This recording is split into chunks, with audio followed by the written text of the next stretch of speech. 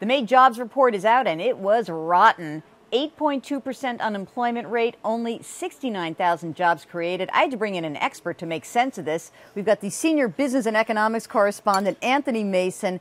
Anthony, this is a bad number. Ugly, ugly. And the problem is it's pretty hard to make sense of. I mean, I think it's confusing a lot of economists even who, I mean, the predictions were for double this number, so everybody's disappointed at this point. And it's especially discouraging when you put it together with the previous month, which was revised down. We have 2 months together now that don't even add up to 150,000 jobs, which is kind of what you need just to, maintain momentum at all. So this is not good. And you say it's sort of inconsistent with a lot of the stories you've done out on the road, right? The problem is that, we've been visiting a lot of mostly small businesses over the last few months, and generally what they've been telling us is, things aren't great, but they're okay, and we're hiring some people, not a ton, but we're hiring.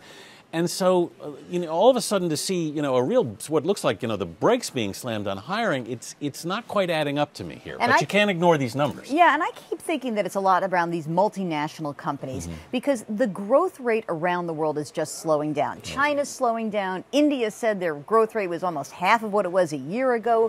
Everything in Latin America. Here in the U.S., we're only growing by 1.9%. When you don't have enough growth, people aren't doing as much stuff in the economy. There's not so much demand. Companies don't feel like they have to hire. They're almost making do with whatever is on hand. Their staffs are good enough. What has to happen to get that growth rate up? What do you think? Well, I mean, it's what every business will tell you is we'll hire when we have the business that we have to meet, the demand. And earlier this year, in the beginning, January, February, we started hearing businesses saying, you know what, I don't have enough people. And we saw hiring take place.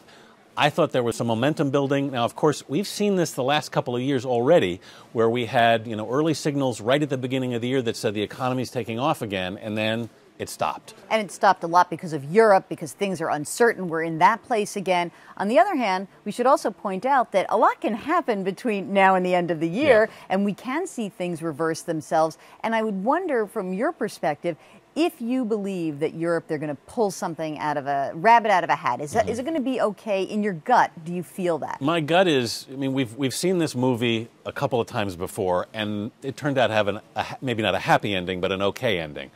I think Europe knows that it has a problem, and it's gonna get there eventually. But this is sort of a new version of the same problem. It's taken the Europeans a while to really wrap their hands around this. But I think they're going to address it, and I think we're going to be okay. That said, if it doesn't happen, then it may be more apocalyptic than we're even counting on right now. I realize we met each other at the beginning of the financial crisis when you used me in a couple of your pieces. I'm just hoping we never have to do any of those pieces ever again. Anthony Mason, thank you so much for joining Jill, us. Always. Keep watching CBS Money Watch. We're following the jobs, the economy, anything with a dollar sign. Thanks for watching.